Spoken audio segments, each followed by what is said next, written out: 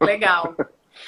Bruno, ó, prazer. Primeiro é sempre muito legal. Nós fizemos na minha página, eu convidei a Bruna. Para quem não conhece, eu tenho uma grande amiga em São José dos Campos, que foi por onde eu conheci a Bruna, que eu já acompanho a Bruna já tem algum tempo e sou fã do programa, do projeto da Bruna. Então, sou um fã e acompanho ela diariamente por aqui. Bom, meu nome é Osmar, eu sou médico cardiologista, sou formado há 20 anos, sou formado na Faculdade de Medicina de Presidente Prudente, tenho residência em clínica médica na Santa Casa de São Paulo, cardiologia e ecocardiografia no INCOR, na Faculdade de Medicina da USP em São Paulo, e nutrologia, pós-graduado na USP de Ribeirão Preto. E já atuo aqui na cidade há mais de 10 anos, quando eu volto para Prudente em 2009, e também agora, com a pandemia, na telemedicina também, que é se teve alguma coisa, talvez, que a gente pode falar que a pandemia nos trouxe de bom, se podemos dizer isso, a telemedicina, o online, hoje está muito mais, nos aproximou bem mais, né? Com certeza. Então, eu super agradeço a sua presença aqui. É sempre muito bom pessoas profissionais com currículos tão brilhantes, porque a gente sempre gosta de trazer informações de qualidade, informação baseada em evidência científica, né, doutor? Então, perfeito. Essa é a ideia e, então, mais uma vez agradeço. E a Tatiana realmente ela fez essa ponte. Quando começou a pandemia, na verdade, ela falou do seu trabalho, eu comecei a te seguir, a gente começou a se seguir, enfim, essa semana mesmo eu vi uma postagem, que eu repliquei uma postagem sua de acho que 2 anos atrás, né? Foi da banha do porco. Isso mesmo. Um pouco de polêmica, você quis fazer polêmica, né? Legal, então, e aí eu vou te situar um pouquinho neste mundo aqui do Menopausa Fit, né? Vamos lá. A gente tem muitas mulheres, a gente, na verdade, tem 2 grandes grupos de mulheres, aquelas que sofrem mais com os sintomas e aquelas outras que não sofrem tanto com os sintomas. E a gente sabe que a questão cardiovascular é extremamente importante de se atentar. E muitas vezes a mulher ela fica presa na questão dos sintomas, do calor, das dores, da insônia, mas esquece de olhar para aquilo que ela não está enxergando, né? Esquece de cuidar do restante da saúde. E aí eu queria começar perguntando mesmo a sua experiência em consultório, como que é, qual a maior queixa das mulheres. Vamos começar com o que elas querem ouvir, doutor? Depois a gente fala o que elas têm que fazer, né? Tá. Bom, como que essa paciente na menopausa ou pré-menopausa chega para nós no consultório médico, no consultório de cardiologia? Depende como que ela levou a vida dela até então, né? Se essa paciente, você falou 2 tipos de paciente, eu tenho aquela paciente que me procura estressada, sedentária, má alimentação, e aí cursa com as doenças que estão relacionadas com esses hábitos, hipertensão, colesterol alto, diabetes, muitas ainda com hábito de, caiu mais ainda de fumar, tabagismo. Essas pacientes, na hora que entram nessa fase da vida, que é a menopausa, que é uma fase de vida desafiadora, tanto para a paciente quanto para os profissionais de saúde envolvidos, essa paciente realmente vai ter um pouco mais de trabalho, né? Você sabe melhor que eu a distribuição de gordura no corpo, o cansaço, a fadiga, a indisposição, os calorões, o mal-estar. Nesse tipo de paciente que levou esse estilo de vida até então, ele é mais exacerbado, vamos dizer assim. Já aquela paciente que tem um histórico de vida ou de comportamento, não precisa ser uma coisa radical, tá, Bruno? Estou falando assim, que fez ali de 150 a 300 minutos por semana de atividade física moderada, não precisa ser uma maratonista, que teve um estilo de vida, uma alimentação de vida real, que comeu comida de verdade, verdura, legumes, arroz, feijão, carne, enfim, os macro e micronutrientes bem distribuídos e principalmente, junto com esses fatores, o mental, o psicológico, digamos, relativamente equilibrado, tá? Essa paciente, ela chega melhor e ela talvez, você me corrija se eu estiver errado, ela sofra menos com essas mudanças no corpo que ela vai ter, que a menopausa vai trazer para ela, né? Então, é isso que nós vemos no consultório, esses dois tipos de paciente, que eu pego muito no dia a dia aqui comigo. Não, e eu acho bem importante falar isso, porque eu falei, né, dos dois tipos. Tem aquela mulher que sofre, que foi desesperada por conta dos sintomas, e aquela mulher que não tem tantos sintomas. Mas a grande maioria não consegue, ou até então nunca fez essa relação que o estilo de vida tem a ver com os sintomas da menopausa. Sim. Inclusive com o momento que a menopausa acontece, né? A gente tem alguns estudos que a tabagista, a mulher muito obesa, ela tem até uma tendência a entrar antes na menopausa. Então, é exatamente isso. O estilo de vida super é importante. Mas aí eu queria que você falasse um pouquinho por que é tão importante, né? A mulher, muitas vezes, ela não procura cardiologista a vida inteira, porque a gente ouve sempre falar que mulher não morre do coração, né? Que o problema que só homem tem que ir ao cardiologista. Mas o que acontece de fato nessa transição aí, quando a gente tem essa baixa dos hormônios? Tá. Vamos lá. Então, é o seguinte, a mulher, vamos falar um pouquinho historicamente. Até a mulher vir para o mercado de trabalho, ali década de 70, década de 80, quando ela vai para o mercado de trabalho, além de todo o trabalho que ela tem em casa, cuidando do marido, cuidando do filho, ela inventou de também trabalhar fora. Só que ela não parou de trabalhar em casa. Então ela tem uma dupla jornada, a maioria. E ela, quando ela sai de casa e vai trabalhar fora, ela começa a se expor os mesmos fatores ambientais que o homem já se expõe. Quando eu falo fator ambiental, o que é? A mulher começa a fumar mais, a mulher começa a ganhar mais peso, a mulher para de se exercitar, ela começa a ficar mais estressada, piora a qualidade do sono, as relações interpessoais pioram. Então, essa mulher, historicamente, ela vem aumentando o risco cardíaco dela. E até na década de 80, 90, início dos anos 2000, o homem infartava ou tinha mais doença cerebrovascular que a mulher. Hoje, mais ou menos, que já equipara entre os sexos. Por quê? Porque a mulher está exposta a esses fatores, né, de risco tanto quanto o homem, só que a mulher tem um detalhe. A hora que ela entra na menopausa, ela perde a proteção natural do quê? Do estrogênio. O estrogênio protege a mulher para doença cardiovascular. A partir do momento que ela entra na menopausa, ela perde essa proteção natural. Então, ela tem que praticamente dobrar ou se atentar muito mais essas medidas comportamentais, que é o que você trabalha, Bruna, que é o exercício físico e alimentação saudável. O problema é quando essa mulher entra na menopausa já com os hábitos. Você quer ver um exemplo? A mulher entrando na menopausa, obesa, fumando,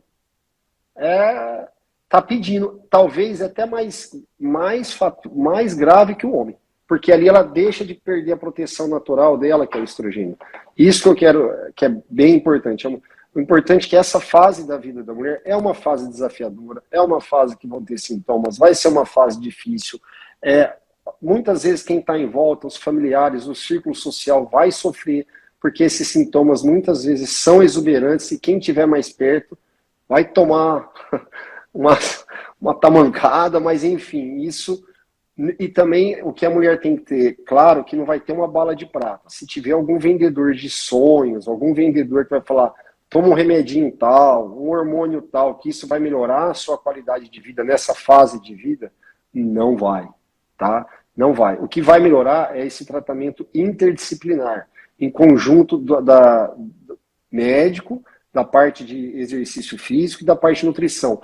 Eu costumo dizer que nessa fase, claro, o médico, ele deixa de ser, claro que é importante, mas o mais importante é seguir um programa de exercícios, é seguir um programa de alimentação, mas não precisa ser uma coisa, digamos, restritiva, aquela coisa que não vai dar certo a longo prazo. Eu costumo dizer que a melhor dieta que você faz, o melhor exercício que você faz, é aquele que você consegue, você se vê fazendo daqui a anos. O padrão alimentar que você está fazendo hoje, você se vê fazendo ele daqui a 5 anos? O exercício físico que você faz hoje, você faz com prazer? É uma válvula de escape? Se a resposta for sim para essas duas perguntas, você está no caminho certo.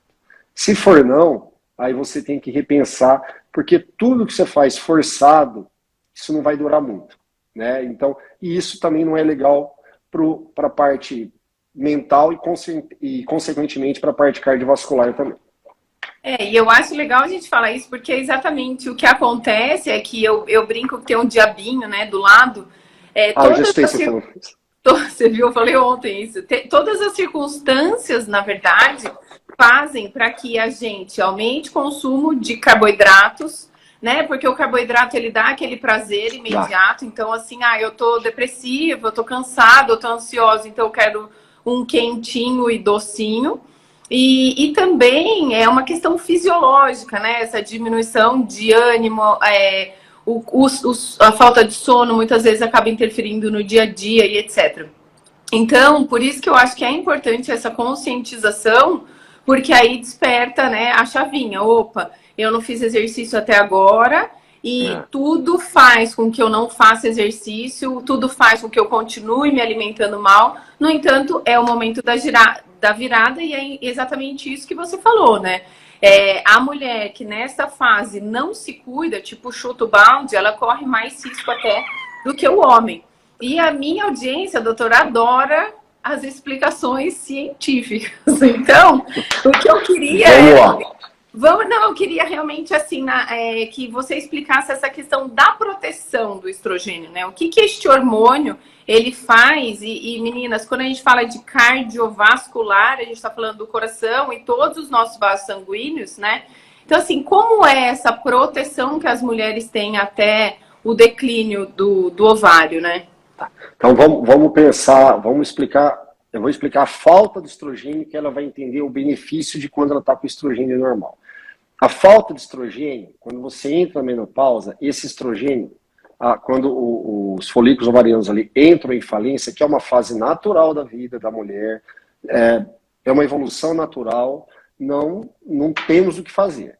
O que acontece, teve até uma participante aqui no início, já falou, eu tive menopausa precoce. A menopausa precoce, antes dos 40 anos, vamos dizer assim, é um fator de risco cardiovascular, porque você perde essa proteção do estrogênio mais precocemente. Então, tem que ficar atento a isso. Bom, quando eu não tenho o estrogênio, quando eu entrei na menopausa, o que acontece? Diminuição de estrogênio, aumenta a chance de subir o colesterol, de alterar a pressão, de alterar a disposição de gordura no corpo, e tudo isso altera o risco cardiovascular. Essa disposição de gordura, só abre uma parênteses. Aquela gordura da mulher que fica na cintura, na coxa, essa gordura, a gente sabe que aquela gordura branca, ela não faz tão mal, porque ela consegue absorver mais o colesterol, né, Bruno? A gordura que faz mal, que essa gordura que a gente fala que muda na menopausa, claro que ela, digamos, atrapalha a mulher mais na parte de estética. Na parte de saúde é a gordura visceral, é aquela que a gente fala obesidade centrípeta, é a barriga mesmo, que antigamente a gente só via no homem, a maior parte das vezes, mas hoje, infelizmente, eu atendo paciente aqui com uma obesidade central, uma barriga assim, que a gente não via isso até um tempo atrás, né? Então, a falta de estrogênio aumenta os outros fatores de risco. Resumindo, hipertensão, colesterol, deposição de gordura e mexe também com o emocional. Tudo que mexe com o emocional pode mexer também com o aparelho cardiovascular, né? Então, cientificamente, o estrogênio protege, enquanto você está no período reprodutivo, você tem a proteção natural. Mas também não precisa abusar, né? Não precisa comer. Né? Mas, enfim, acho que você já tem que se preparar para chegar na menopausa com uma melhor qualidade de vida. Tá? Eu acho legal a gente falar isso, porque muitas mulheres, elas se assustam, né? Quando nunca tiveram nenhum problema, e aí vão fazer o exame de rotina e de um ano para o outro muda muito. Colesterol, triglicérides, a pressão arterial, né? Nunca tive problema de pressão e agora minha pressão aumentou. E aí eu queria que você falasse um pouquinho dessa relação dos lípides, né? Do colesterol. Por que é perigoso, né? A gente ter esses níveis aumentados aí? Então, vamos lá. O colesterol, eu costumo dizer que o colesterol é de acordo com o freguês. Então, vamos lá. Toda vez que você passa no médico cardiologia, você vai fazer um check-up. Vou lá fazer um check-up. O objetivo é estratificar o paciente, o risco cardiovascular. Mas o que é isso, estratificar? É classificar o paciente em baixo, moderado ou alto risco para ele ter um evento, um infarto ou um derrame. Na mulher, fazer essa classificação é mais desafiador que no homem. Por quê? Justamente por conta da parte hormonal e por conta que na mulher, às vezes, esses scores de risco, às vezes, eles comem um pouquinho de bola. Então, para vocês entenderem, vamos pegar um exemplo. Uma mulher de 48 anos, ela entrou na menopausa. E ela está ali um pouquinho com sintomas de irritabilidade, um pouquinho de mal-estar, cansaço, e foi no médico querendo saber como está o coração. O que nós vamos avaliar ali? Primeiro, no exame, alterou pressão? Não, não alterou pressão. Ela é diabética? O colesterol alterou? Ela ganhou peso? Ela está sedentária? Como que está a alimentação dela? Como que está o triglicerídeos dela? Nós analisamos algumas variáveis e estipulamos o risco dela. Por exemplo, eu tenho um pai que infartou antes dos 55 anos. Eu tenho uma mãe que infartou antes dos 65 anos.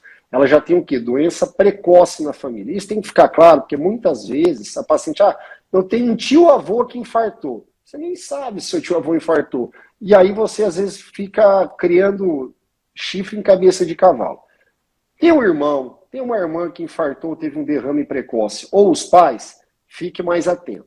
A mulher, quando tem que ficar mais atento? Na fase da menopausa, que é o que nós estamos discutindo aqui.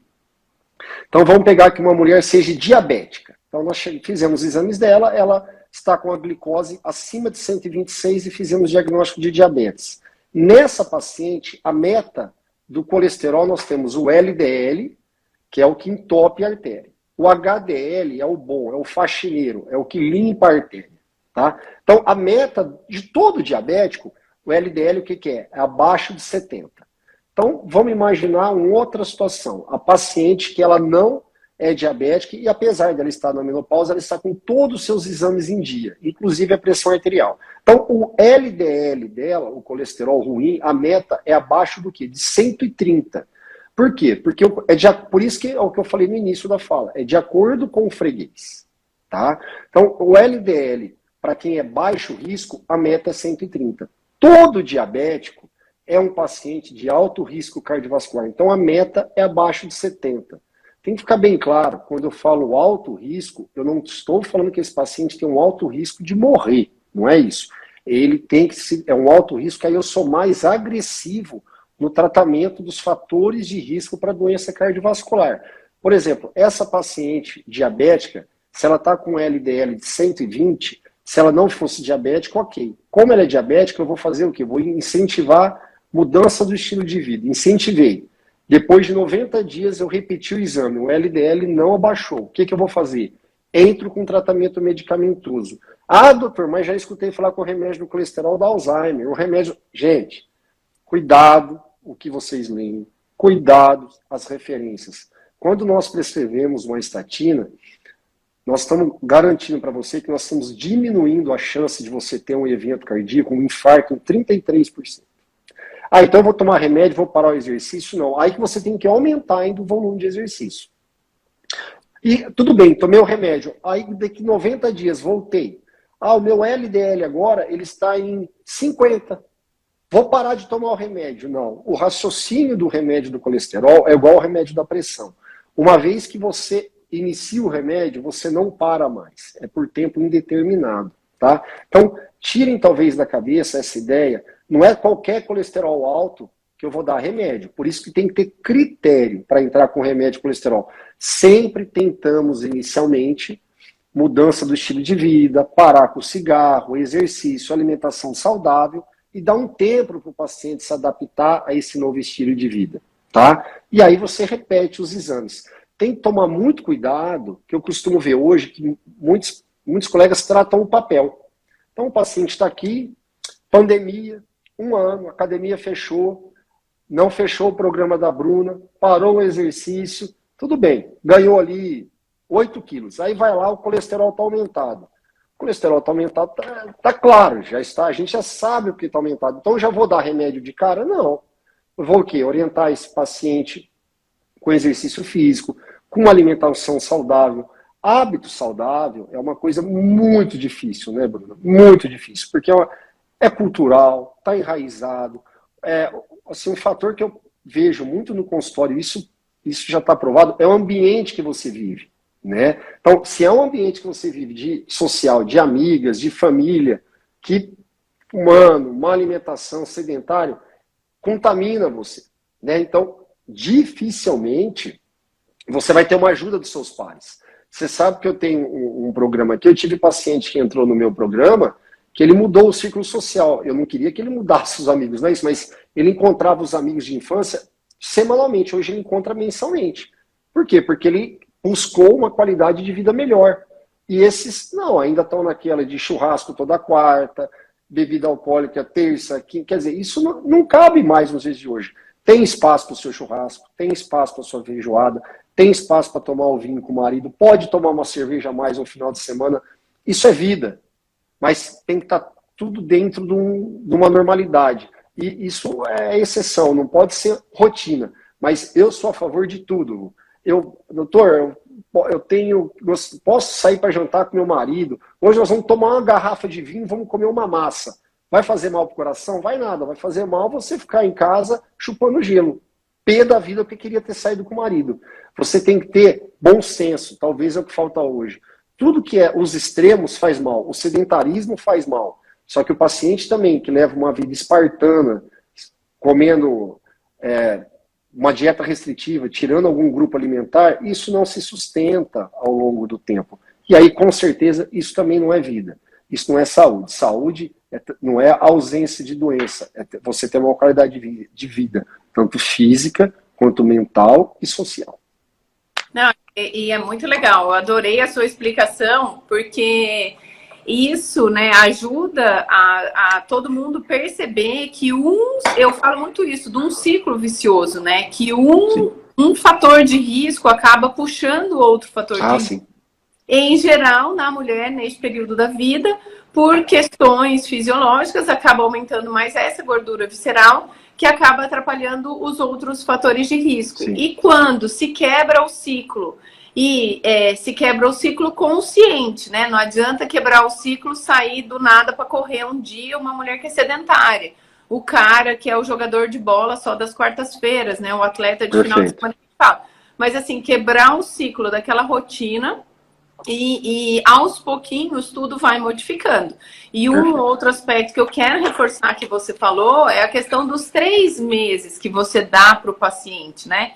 Porque muitas vezes elas também elas querem resultado na primeira semana. Assim, ela ficou anos sem fazer exercício, ou ela pode nem ser obesa, mas sem se preocupar com o que ela comia. E aí, em um mês, muitas vezes, mudando a alimentação e mudando os e começando a fazer exercício, ainda não muda absolutamente nada nos exames de sangue dela. Então, é importante que todo o organismo se reestruture, né? Para que esse colesterol diminua, o colesterol que pode aumentar, aumente, e etc. Mas leva um tempo. Eu falo muito na questão celular, né? Que a gente precisa que todas as células entendam que mudou aquele processo para que a gente possa evoluir, assim, e melhorar. E você falou bastante da questão do colesterol e tal. E eu queria que você falasse um pouquinho da pressão arterial também, porque eu vejo que isso é muito obscuro, né? A pressão não dói, a pressão a gente depende de alguém para medi-la. Então, assim, como que funciona esse processo, né? A gente já falou que a diminuição do estrogênio pode aumentar, a obesidade pode aumentá-la, mas é um fator independente de colesterol, de diabetes. Então, fala um pouquinho da hipertensão, que eu acho que é bem legal. Bom, vamos entender então. Então, assim, primeiro como medir essa pressão arterial? Como fazer o diagnóstico? Pressão arterial é quando ela está igual ou maior a 14/9. Mas como você vai medir essa pressão? Briguei com o marido, medir a pressão. Se você brigou com o marido, ela vai estar alta. Comi uma feijoada, vou medir a pressão. Feijoada tem sal, ela vai estar um pouco alta. Então você tem que estar num ambiente tranquilo, sentou, esperou meia hora, não está com vontade no banheiro, não comeu uma comida salgada, não fez um exercício físico extenuante. Não foi imediatamente depois de uma onda de calor. Exatamente.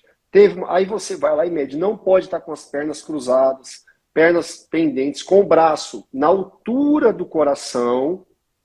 Aí você mede essa pressão nos dois braços. O certo mesmo é medir até nos membros inferiores. Mas vamos medir nos dois braços. Mediu, deu acima de 14/9? Vamos lá. Volta lá no que eu falei anterior. Risco cardíaco é baixo, mudança do estilo de vida, 90 dias. Não controlou essa pressão? Aí vale a pena já entrar com tratamento medicamentoso. Tá? Pressão arterial aumenta o risco de infarto e principalmente de derrame. Doutor, minha nuca dói, a minha pressão? Mito. O que a Bruna falou na pergunta. Hipertensão é doença silenciosa. Ela não dá sintomas, tá? Por quê? Porque o sistema nervoso central, o cérebro, ele vai meio que se amoldando, ele vai se acostumando com essa pressão e você vai levando. Aí uma vez você mede essa pressão de forma aleatória, num mutirão, num consultório médico, ela está 16/10, você cai para trás. É que ela realmente é silenciosa. Doutor, qual exame que é o melhor para eu fazer? Medir, né? Tem que tomar cuidado com esses aparelhos de pulso. Aparelho de pulso, não compra. Estão jogando dinheiro fora. Principalmente em paciente que tem arritmia. Para o aparelho conseguir medir, ele não consegue. O aparelho mais indicado pode ser o digital? Pode. Aquele que pega o braço, tá, gente? Esse é o mais indicado. E tem que tomar também cuidado com o tamanho do manguito. É aquela fita que recobre o braço. Se ela for muito pequena ou muito grande para o braço, ela vai superestimar ou subestimar a pressão. E aí, às vezes, você vai achar que a pressão está alta e não está, e às vezes vai achar que ela está baixa e ela está alta. Tá? Então, até para medir a pressão, tem técnica. Não é vai medindo rápido. O aparelho tem que estar calibrado, o paciente tem que estar calmo e medir mais de uma vez. Tá? Porque hipertensão cursa com doença cardiovascular. Mais da metade dos pacientes que tomam remédio para pressão, a pressão não está controlada. Ele toma, mas ele não mede, ele não faz o segmento e essa pressão muitas vezes está alta. E o grande problema, ela é uma doença silenciosa. Se você esperar a pressão das sintomas, muitas vezes o principal sintoma, às vezes, vai abrir o quadro com derrame. Né? Então, a pressão realmente tem... Precisa medir todo dia? Não. Outra coisa também que eu vejo, a paciente já tem diagnóstico de hipertensão. Ela compra, eu costumo chamar, você não tem o capetinho aí que você fala que fica? É o capetinho do aparelho da pressão. Ela mede de manhã, à tarde e à noite. Não dá. Se você medir de manhã, à tarde e à noite, ela vai estar diferente de manhã, à tarde e à noite. Isso é fisiológico. Para quem é hipertenso, vamos ser bem, mede a pressão uma vez por semana. Que horário? A hora que você estiver mais calmo, mais tranquilo. Aí você vai lá e mede. Porque senão você vai ficar refém do aparelho. E aí eu costumo falar que, ou igual o médico que trata o papel, eu vou tratar o aparelho. Tem que tratar você. Como que você está? Como você mediu essa pressão? Estava nervosa? Estava ansiosa? É muito comum a gente pegar em pronto-socorro o que a gente fala, né, de pseudo-hipertensão, vamos chamar assim. O paciente chega com a pressão nas alturas, mas acabou de ter um estresse, teve um trauma. Aí você vai dar um ansiolítico, um calmante, a pressão normaliza. Né? Então, tem que ter muito cuidado com pressão para não criar doença onde não tem e não fazer o diagnóstico, ele é uma doença assintomática, na maioria das vezes. Legal, e eu acho que a gente já falou disso na parte do que você estava falando de todos os fatores de risco, e agora na questão da pressão, eu queria que você falasse essa influência mesmo do emocional, porque é muito nítido, alterações de humor, alterações de mesmo... a mulher na menopausa, ela tem uma tendência, muitas vezes, a ficar melancólica, depressiva. E quanto que isso, de fato, reflete, né, na nossa saúde cardiovascular? Porque antigamente os cardiologistas não falavam disso, né? Olhavam só o coração. E isso é uma visão muito interessante, doutor. Só a Lucy está falando que faz o que eu falei com a hipertensão, com a glicose. Aí é uma outra situação, tá, Lucy? Com a glicose, ok.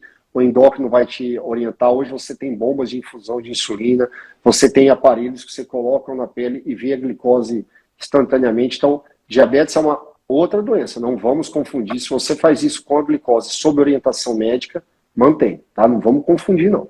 Bom, voltando ao emocional. muitas vezes, eu sou formado há 20 anos. O médico que eu sou hoje, não sou médico de 20 anos atrás, quando eu me formei. A medicina mudou, o mundo mudou. E, invariavelmente, a medicina, vamos supor assim, até anos atrás, a medicina é machista. Hoje não, hoje, se eu não me engano, forma mais mulher que homem. E, querendo ou não, se menosprezava muito a queixa da mulher. Não valorizava, por exemplo, a menopausa precoce. Muitas vezes nós nem questionávamos isso. Tá? E a gente sabendo que isso é um fator de risco. Então, essa parte emocional, essa parte que a mulher fica fragilizada nessa fase, se ela tem o apoio do marido, se ela tem o apoio dos filhos, da família, e entende que vai ser um período difícil, que muitas vezes a gente entende que é complicado, ela tem uma grande chance de sucesso. Agora, essa parte emocional, essa parte fragilizada, ela está triste, ela está sem vontade de fazer as coisas, ela não tem vontade de sair da cama, ela está com o estopim curtinho. O marido fala bom dia, ela fala bom dia por quê? Isso acontece, isso a gente às vezes dá, mas é um negócio sério no dia a dia, isso atrapalha o relacionamento. Doutor, isso faz mal pro coração? Faz. Tá? E aí precisa sim de uma ajuda especializada. O que eu indico? Como válvula de escape para mulher com labilidade emocional, com fragilidade, com pavio curto, e que você fala bom dia, ela morde a parede, no sentido figurado, tá? É esporte, é exercício físico. É a melhor válvula de escape que inventaram, tá? Dia bom, todo mundo é feliz 100% e dia bom 100% aqui no Instagram. Na vida real, você vai ter dia que você vai estar pé da vida, você vai ter dia que você brigou com o marido, que o filho te encheu o saco, que você dormiu mal. Isso é vida, e o boleto atrasou. Isso é vida real, tá? A vida do Instagram não existe. Eu estou falando isso por quê? Porque eu vejo que um dos principais fatores hoje que eu pego no consultório, principalmente as mulheres mais jovens, vamos dizer assim, é a rede social. É impressionante, porque você mede o outro com a sua régua, né? Mas essa mulher, você não sabe o que ela fez, você não sabe o que ela penou. Então, eu vejo que isso é uma angústia, né? Principalmente, mas fulana tá na menopausa, mas está magra. Calma. Como que ela levou o estilo de vida dela? Será que ela está fazendo tudo certo ou ela está usando de subterfúgios que nós não concordamos? Que a gente sabe que tem muito isso. E lá na frente vai pagar o preço. Tá? Então, não se compare. Leva a sua vida. Vai ter dias ruins, vai ter dias bons, você vai estar estressada. O estresse aumenta o risco cardíaco, faz mal para o coração, faz. Mas calma, uma boa respiração, relax. Às vezes vai precisar de ajuda, às vezes nós vamos ter que de uma ajuda medicamentosa. Os remédios estão aí, os profissionais estão aí, é para ajudar, tá? Em relação à parte emocional, acho que é muito complexo, dar uma outra live e com certeza aumenta o risco cardíaco, sim. Mas eu acho que é legal mesmo a gente falar sobre isso, e inclusive tem tudo a ver no momento da medida da pressão arterial, né? Se ela tiver a própria dor, eu vejo, às vezes elas falam assim, eu acordei que eu tava morrendo de dor e fui medir a minha pressão. Se você tá com dor, a sua pressão vai dar mais alta. Vai dar mais alta. Então, é bem importante. E eu nunca tinha, na verdade, eu não sei se você sabe, mas o meu mestrado e doutorado eu fiz no laboratório de hipertensão, né? Lá do HC. Não sabia, Bruno. O Dr. Décio Mion, que era meu orientador.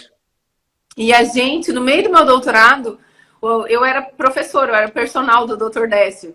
E aí um dia, passeando no parque com o Dr. Décio, ele teve a brilhante ideia de eu fazer um projeto paralelo, assim, só pra gente publicar, enfim, junto com o doutorado eu acabei fazendo. E a gente estudou aquele equipamento que é o Respiron, Respirate, de respiração lenta.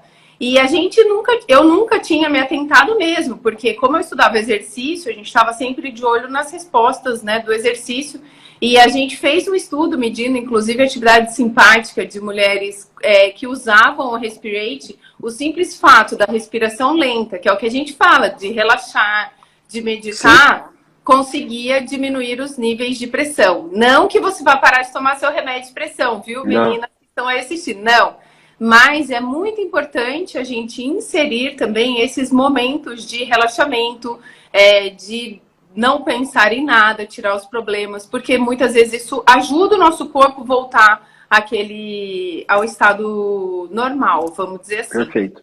E aí, não tem como não perguntar para você sobre isso, que é a questão dos exercícios, né? Que eu sei que você é um esportista. E a gente hoje, vou te contar um pouco do meio que eu vivo, né? A gente vive no meio da estética, né? Que todo mundo só tá preocupado do bumbum na nuca. E fala-se, hoje chegam a falar mal dos exercícios aeróbicos. Então, até hoje eu postei um vídeo que a mulherada foge do aeróbico e fala que vai dar flacidez, vai cair o peito, que cai a bunda de correr. E assim, eu reforço que os Ao contrário, né? que é a maneira que a gente tem de salvar o nosso coração. Então, eu queria que você falasse aí a sua experiência como atleta e também, claro, o que você recomenda para suas pacientes. Eu acho assim, tem coisas, quando o paciente senta no meu consultório, que dá para negociar. Exercício físico não dá para negociar. Isso não hoje em dia é inegociável. Tanto para a saúde cardiovascular, quanto para a estética, quanto para o mental. Às vezes, principalmente para o nosso psicológico. Falar assim, qual que é o melhor exercício para o coração e para o emagrecimento? O aeróbico. Não temos dúvida disso. O exercício de força e musculação é importante? Importantíssimo. Talvez no meu consultório há 10, 15 anos atrás eu falaria, musculação. Não. Músculo é vida. Tá? As mulheres que eu pego aqui acima de 65, 70 anos, que fizeram aquela musculação ali 2 vezes por semana, com peso ok, sob orientação do profissional habilitado, ela vem bem, ela tem menos queda, ela tem menos perda do equilíbrio, ela tem menos osteoporose, ela tem menos osteopenia, porque ela é uma vida de cuidado, uma vida de exercício. Tá? Então, o exercício físico não se tem negociação. Tem que fazer. Qual o melhor? Qual o que você gostar? Você gosta de academia? Não, eu não gosto. Então, eu gosto do... A Bruna, eu sei que tem... Né, Bruno? Você tem o seu programa. Aquilo ali está excelente para o coração, para a parte estética, para a parte cardiovascular, para a parte psicológica. Então, assim, agora tem que fazer... muitas vezes, a semana mesmo eu atendi um casal, o paciente, doutor, eu infartei, mas eu faço exercício físico, pode ficar tranquilo. Eu falei, fala para mim o que você faz. Eu jogo futebol quarta e jogo futebol domingo. Eu falei, não, você não faz. Né? Então, treinar exercício físico é uma coisa, é um ato estruturado, pensado, com tempo e com metas. Eu estou andando faz 3 meses, 40, 50 minutos, 3 vezes por semana. Tá se sentindo confortável? Tá bem? Aumenta, começa a andar 1 hora. Tá andando no plano? Pega um pouquinho de subida. Por quê? Você tem que estimular o seu corpo também. Né? Desafio, uma bicicleta, natação, enfim. O melhor exercício, eu costumo dizer, que é o que você mais gosta, que se você se vê fazendo ao longo do tempo e que te dê prazer. E claro, que tem um componente aeróbico e tem um componente de força. Mas tem que fazer. Não tem discussão, não dá para negociar, ou eu não vou fazer exercício. Vai pagar o preço. Além do exercício, eu vi que perguntaram aí, nós não vamos entrar no mérito da reposição hormonal. Eu vou citar um estudo, tá? Quando eu já citei no início da live que o estrogênio protege a mulher, e quando entra na menopausa, o estrogênio, a falta dele, aumenta o risco cardíaco da mulher, já foi pensado isso. Bom, vamos repor hormônio, vamos repor estrogênio, O que aconteceu com o trabalho? O trabalho foi interrompido na metade. Por quê? Porque as mulheres estavam tendo mais problemas. Então, repor hormônio com a intenção de prevenir doença cardiovascular, esquece. Isso não se faz isso já há anos. Agora, a mulher, com a validação do cardiologista, ela com sintomas intratáveis, ela com uma péssima qualidade de vida, nesses casos, vale discutir com o seu ginecologista a reposição hormonal. Citaram aí hormônio bioidêntico, eu não vou entrar nesse mérito, por quê? Porque a Sociedade Brasileira de Ginecologia e a Sociedade Brasileira de Endocrinologias contraindicam esses hormônios. Então, se as sociedades indicam, a MB indica, eu não posso discutir isso, não tenho por que eu discutir. Tá bom? Então, o hormônio é a última opção, tá? não gostaria de falar, eu gostaria de enfatizar o quê? A primeira opção, o exercício físico. Tá? Quer proteger o seu coração? Quer melhorar a sua expectativa de vida? Exercício físico. Não tenha dúvida, não tem remédio melhor que esse, tá? Legal, e só para a gente fazer um gancho também, que eu vi alguém perguntando, e isso é uma dúvida que sempre me fazem, e é uma coisa que a mulher carrega ao longo da vida, acho que é super legal você falar, a tal da pressão baixa, né? Como que é isso? Explica para elas, doutor. Pressão baixa é um negócio chato de tratar, porque não tem remédio. A pressão alta, muda o estilo de vida, dá o remédio, controla, fica todo mundo satisfeito, o médico e o paciente, e a paciente. A pressão baixa. Primeiro, vamos supor, uma paciente com 90 quilos e 1,70 m. Se ela tiver a pressão 10 por 7, para ela vai ser baixa. 10 por 7. Tá com sintomas? Que sintomas? Fraqueza, tontura, quase desmaiei. Aí é pressão baixa. Realmente, teria que avaliar, numa crise de hipotensão de pressão baixa, não adianta tomar água de azeitona. Deita com as pernas para cima para melhorar o retorno venoso e toma um copo de água gelado para fazer uma vasoconstrição. Pelo menos vai ser um tratamento que vai te ajudar um pouquinho. Tá? Uma outra situação, uma mulher de 1,50 m e 50 quilos. Ela tem a pressão 9 por 7 assintomática. Doutor, minha pressão é baixa. Sua pressão não é baixa. Sua pressão é normal para a sua superfície corpórea. Você tem 1,50 m e 50 quilos. 9 por 7 para você tá ótimo. Tá excelente. Não inventa moda. Tá? Então, tem que ver de quem que nós estamos falando, né? Dessa hipotensão aí. Isso, não, e fica com essa ideia antiga que a pressão é baixa. Não, na verdade ela vai ser baixa se você tem sintoma. Se você não tem sintoma, não se preocupa com isso, mas segue a vida indo ao cardiologista. E eu não vou deixar de falar isso também, ó, que muitas mulheres, doutor, falam a questão. É óbvio, né? Depois do fogacho, vem a taquicardia, o coração dá uma acelerada. E muitas mulheres relatam tontura. O que eu falo? Que a gente nunca pode negligenciar, né, a tontura. E aí eu queria que você falasse um pouquinho sobre isso também, que é aquela velha história, não preciso ir ao cardiologista. Ela como você encara essa questão, assim, tanto da taquicardia, quanto de tonturas que eventualmente apareçam aí? Isso precisa, que a Bruna falou, está correto, precisa de uma avaliação médica. Por quê? Porque uma tontura pode ser só uma labirintite, uma labirintopatia, mas pode ser uma coisa mais séria, né? Pode ser um distúrbio hidroeletrolítico, pode ser porque na menopausa os sintomas às vezes são muito inespecíficos. Quando os sintomas são muito inespecíficos, você tem que sentar, examinar e realizar algumas hipóteses diagnósticas. Uma vez realizada a hipótese diagnóstica, aí você solicita os exames pertinentes. Tontura, taquicardia, a maioria das vezes pode estar relacionado com a menopausa, com essa fase da vida, até o corpo se acostumando com essa nova parte hormonal, enfim, isso pode estar relacionado, mas pode estar relacionado com outras doenças também. O recado dessa parte é assim, não crie pânico, desespero, mas também não menospreze a queixa. Tá com queixa? Procura o seu médico de confiança, fala, tô tendo tontura, não tinha antes, quase tive um desmaio, a minha batedeira, mas como que é a batedeira? A batedeira, ela é regular, você consegue ver, você bate ela, você vai escutando, ou ela é irregular, você sente, parece que tem um pandeiro, você sente ela no pescoço, tem vários tipos de arritmia. A arritmia pode ser a manifestação de uma doença da tireoide, pode ser uma manifestação de uma anemia, pode ser só ansiedade, ou pode ser febre. Não pode esquecer também que hoje o principal, ou um dos principais sintomas no pós-Covid que eu pego hoje é a taquicardia. Eu participo de um trabalho aqui na Unesp de Prudente só com pacientes com Covid leve. A gente só estuda o leve. Eu coordeno a parte médica. É impressionante o tanto de taquicardia. Eu atendo muitos pacientes. Doutor, teve Covid? Teve. Frequência acima de 100 batimentos por minuto em repouso no pós-Covid. Parece que o vírus tem uma ação aí de exacerbar a parte simpática, mas ainda é tudo muito na parte da hipótese.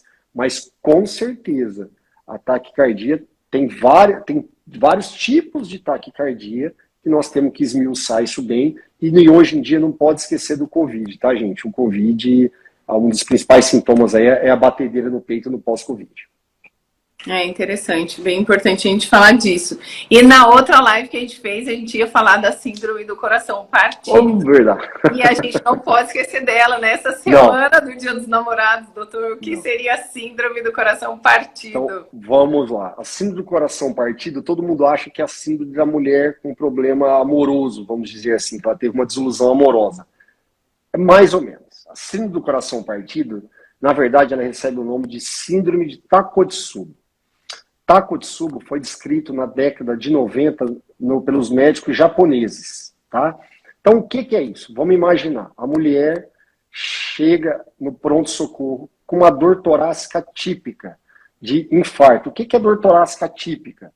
É uma dor que aperta, queima o peito, muitas vezes irradia para a mandíbula, irradia para os braços, vai para as costas, acompanha de falta de ar, náusea, mas é uma dor insuportável. Essa paciente chega no pronto-socorro, realiza um eletrocardiograma, e esse eletrocardiograma tem alterações que sugerem um infarto grave. Faz os exames e confirma ali que essa paciente é bem sugestiva de infarto. Bom, se tem infarto, a princípio, tem entupimento de coronária. A princípio, pode ter infarto com coronárias normais, mas isso é uma outra situação. Então vamos pensar aqui. Você pega essa paciente e leva direto para a sala de cateterismo. Você faz o cateterismo e, para sua surpresa, não tem um entupimento. Você fala, ué, mas o que aconteceu? Ela tem dor, ela tem eletro alterado, ela alterou os exames de sangue e eu levei para o cateterismo e não tem uma artéria entupida? Não tem. Mas o que acontece? A hora que você faz a ventriculografia ou o ecocardiograma, que você vê o músculo, ele assume a forma de Takotsubo. O que é Takotsubo? Como é uma síndrome descrita primeiramente no Japão tem-se um utensílio, um vaso, que é para capturar lula. E a lula, esse vaso é um vaso que, vamos imaginar que a base do coração, ela fica hipercinética, ela bate sem parar a base, como se fosse uma bexiga. E a metade do coração e o ápice, ele fica dilatado, ele fica discinético. Então, ele assume uma forma desse vaso. E esse vaso chama Takotsubo. Tá? Por isso a síndrome Takotsubo. Mas o que tem a ver com a síndrome do coração partido? Bom, até 3% ou 2% dos pacientes que chegam no pronto-socorro com esse quadro típico que parece um infarto, na verdade é Takotsubo. E qual que é a principal população que sofre dessa síndrome? A mulher na menopausa. Tá? E por que coração partido? Porque a gente não sabe ainda muito bem essa doença. Tem algumas hipóteses, tá? A principal, o que é? Você tem um trauma, tá? E por isso que ficou assim do coração partido. A mulher, como era principalmente a mulher menopausada, ela chegava no pronto-socorro após uma discussão com o marido, chegava ali do ponto de vista, ela tinha uma descarga muito grande no corpo de catecolaminas adrenérgicas, de adrenalina. Sabe aquela discussão que você tem com o marido e você fica pé da vida? Você quer matar o desgramado? Tudo bem, você chega com essa descarga adrenérgica no coração, algumas pacientes desenvolvem esse quadro. Aí você chega você faz esse diagnóstico, o tratamento é um pouco frustro, mas depois de ali 30, 90 dias, você repete os exames, normaliza. Eu tenho no meu consultório alguns casos desses. São todas mulheres na menopausa, todas discutiram, tiveram aborrecimentos momentos antes dessa dor. Tá? Aqui entra um pouquinho a parte de preconceito, que nós já falamos na live. Né? Então, quantas mulheres já não chegaram no pronto-socorro e o que os médicos falavam? Ó o piti. Ei, frescura. Ai, mais.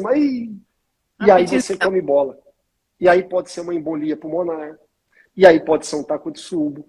Aí pode ser um infarto. Então, tem que tomar cuidado. E isso melhorou muito, mas antigamente isso era muito comum. Então, a mulher chegou com essa dor no peito, com todos esses sintomas que você fala, se não for infarto, eu rasgo meu CRM. Você vai lá e faz o cateterismo e não é.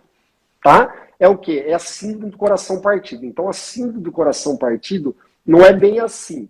Ela é a síndrome de Takotsubo, descrita no Japão, e o fator desencadeante, o fator que levou a paciente a ter esse evento, tá?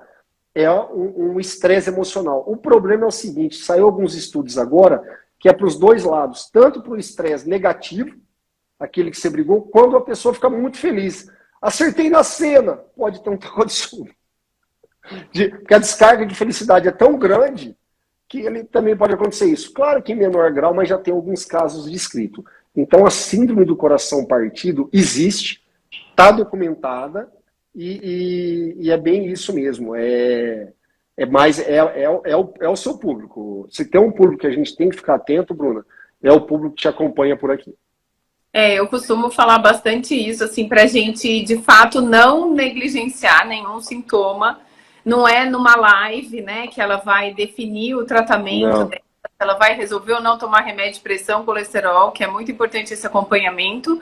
Mas é importante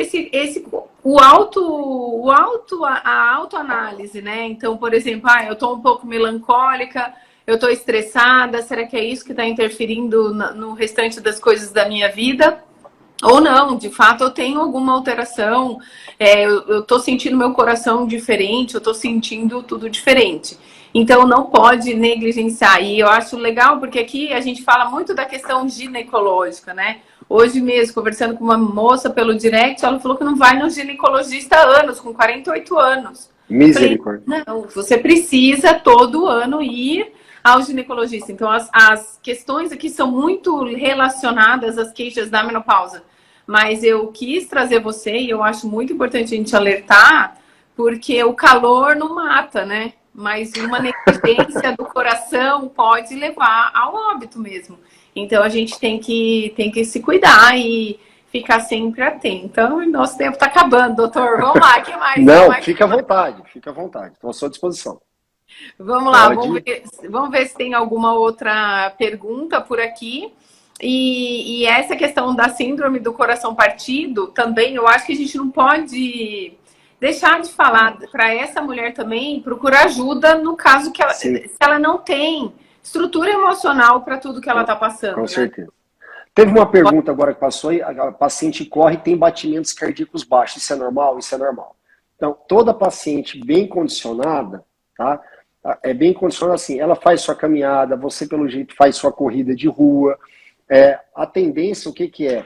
Você vai estimulando o parasimpático. Então, você vai ficando mais bradicárdico. O que é bradicárdico? A frequência cardíaca abaixo de 50 batimentos por minuto, mas em torno de 60 ali. Então, todo mundo que é atleta de longa distância, não o atleta de musculação, de força, mas o atleta aeróbico, endurance, né?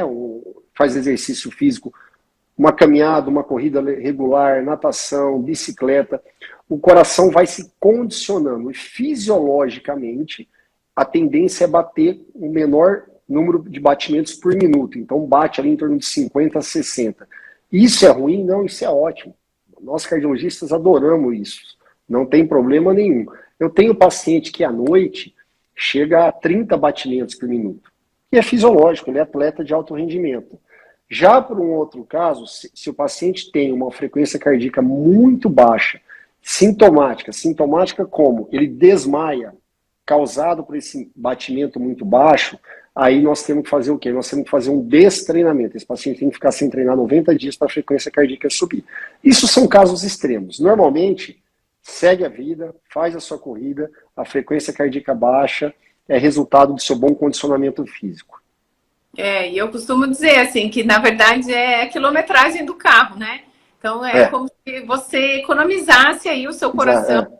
E isso a gente consegue através do treinamento aeróbico, gente. Mais um fator aí que a gente não pode negligenciar e esquecer dos exercícios aeróbicos. E eu falo muito isso, assim, até ouvi uma moça que falou, eu não tenho motivação para começar. E eu falo muito isso, que a vida inteira, né, a gente ouve essa recomendação de que tem que fazer exercício, que tem que caminhar. Mas se a vida inteira você não deu conta disso, não vai ser agora na menopausa que você vai começar. Então busque outras alternativas, né? Não necessariamente o meu, de exercícios que você possa vir a gostar, mas se permita experimentar.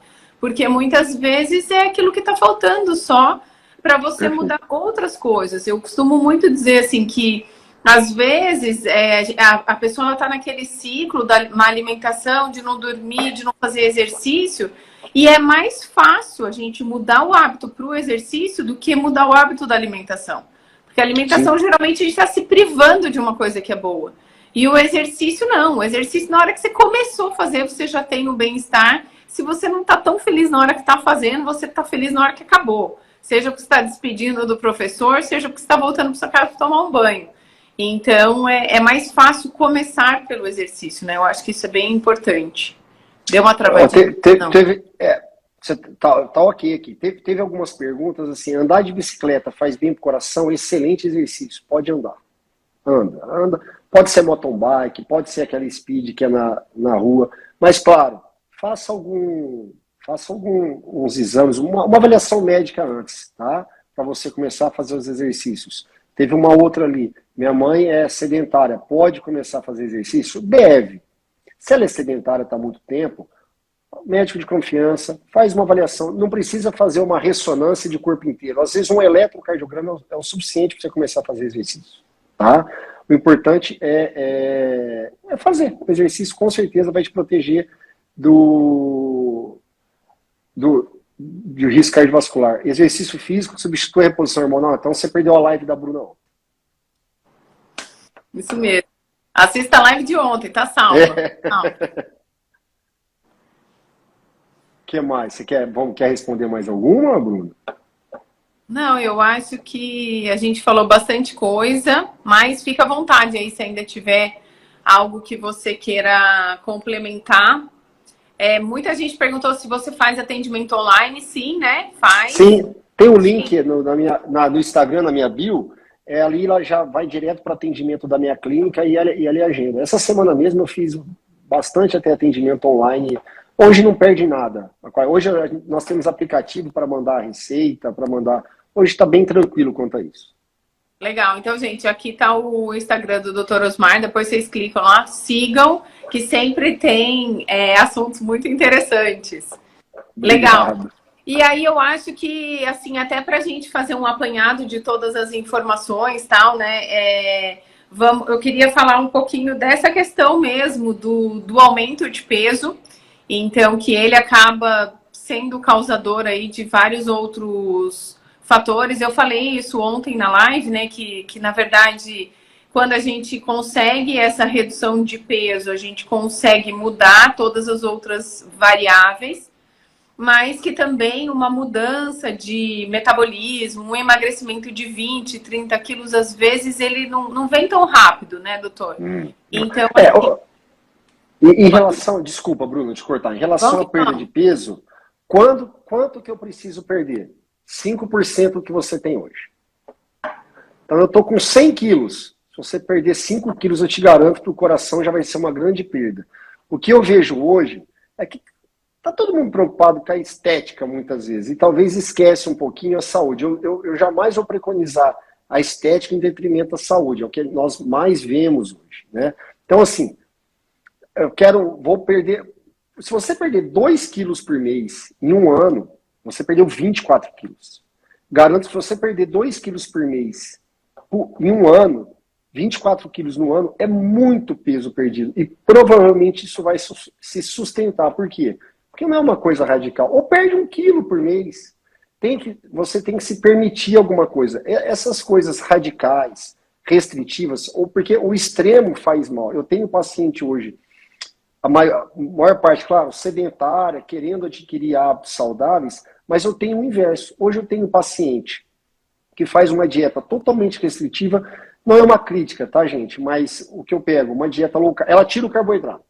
Ela sempre comeu ali o pãozinho francês dela, ela sempre comeu a macarronada dela, mas ela tira porque ela leu que isso vai fazer mal para ela.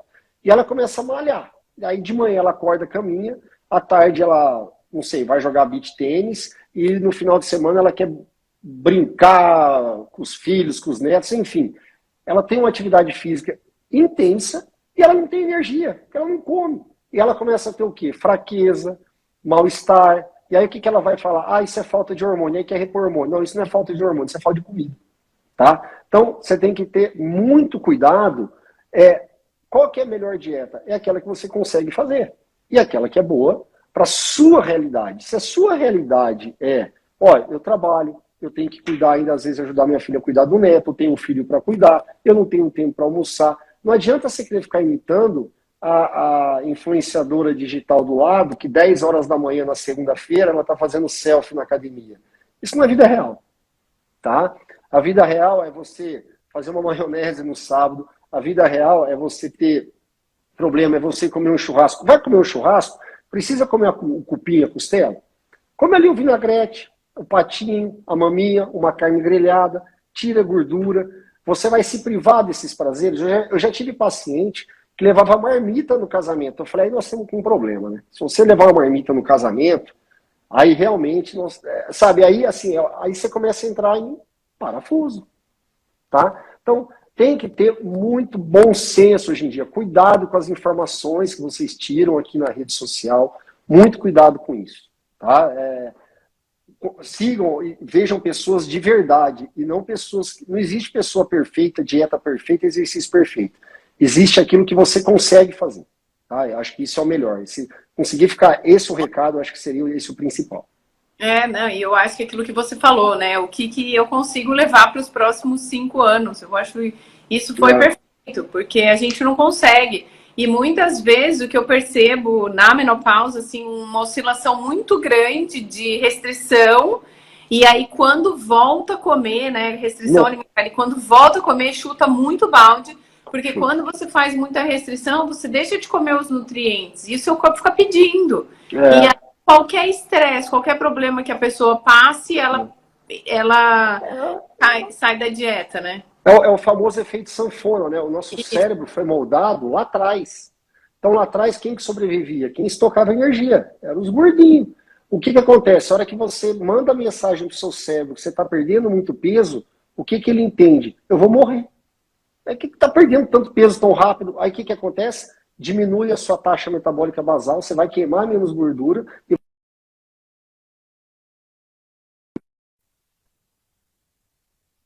radical passa por isso. Chega uma hora que vai o quê? Ela vai parar de perder peso, porque o corpo mesmo vai sabotar ela. Por isso que nós somos a favor do quê? De hábito saudável, de mudança do estilo de vida, uma coisa de forma sustentável ao longo do prazo, com metas atingíveis, sem sofrimento e pensando sempre no longo prazo. Se você quiser perder 10, 15 quilos para ir na formatura do filho ou no casamento da sobrinha daqui 40 dias, tudo bem, mas com certeza você vai ganhar esse peso, o dobro, passando essa data festiva. Não tenha verdade. Não tenha dúvida. Sem dúvida. Doutor, só tenho um coração para te mandar. Muito obrigada, foi ótimo. Imagina, eu que agradeço. Eu vou deixar lá. A sua live sempre tem uma audiência muito grande. Nossa Senhora. Não, é a mulherada. Não, eu sou fiéis a você, eu vejo. É o público mais fiel que eu faço live aqui, que eu vejo, é o seu. Ainda bem. E a verdade, doutor, é isso. Elas assistem, enrolam. Daqui a um ano elas pensam em fazer exercício, mas a gente vai fazer um trabalho de família. Vê o programa da Bruna, que é muito interessante. Eu sei que a audiência é grande, queria ver que minha mãe tá aí. A Vera Marqueu tem minha mãe, viu, Bruna? Mandar um beijão para ela, que ela tá fazendo um tratamento aí. É uma guerreira aí, só mandar um grande beijo para ela. Oi, dona Vera, obrigada pela audiência aí, obrigada por estar aqui. E todas as meninas que participaram e todas as pessoas, na verdade, que eu vi que tinham homens também, muito obrigada. Doutor, assim, já vamos deixar marcado, em breve voltaremos. Você manda, Bruna, pelo amor de Deus, você manda. Você sabe que eu sou seu fã. Obrigada, vamos fazer, sou sua fã também, sempre reposto. Aliás, sempre que eu dou aula presencial para a Tatiana, a gente fala de você. Ela fala dos seus posts e a gente acompanha o seu trabalho. Então, muito obrigada mesmo. Obrigadão. Obrigado. Assim que possível, faremos outras lives. Eu vou salvar também, compartilhe com você. Isso, compartilha que aí eu ponho no meu perfil a live, salva. Tá ótimo. Muito obrigada mais uma vez. Obrigado, Bruna. Tchau para todo mundo, bom descanso para todo mundo, boa noite. Boa Beijão, noite. Bruna. Boa Tchau, noite. tchau. Obrigada aí pela audiência. Até a próxima quarta-feira temos outra live. Até mais. Tchau, Até tchau. mais. Tchau, tchau.